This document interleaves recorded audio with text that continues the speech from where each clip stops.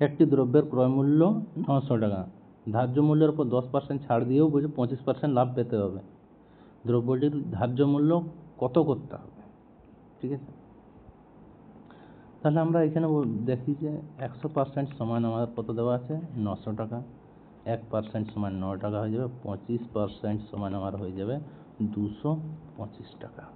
এবং যদি যোগ করে দিই 900 এবং 225, তাহলে 1125 টাকা হয়ে যাবে, মানে 125% লাভ। ঠিক আছে, এইটা সমান। তাহলে আমাদের কত বলা হচ্ছে? ধার্য মূল্যটা আমাদেরকে কত আনতে হবে? 25% লাভ পেতে। আমরা 10% যে ছাড় দিয়েছি সেটা তো এড করতে হবে। 1125 ইন্টু 100/90। ঠিক আছে, 9 দিয়ে যদি কাটি 125, তাহলে কত হবে? ধার্য মূল্য 1250 টাকা।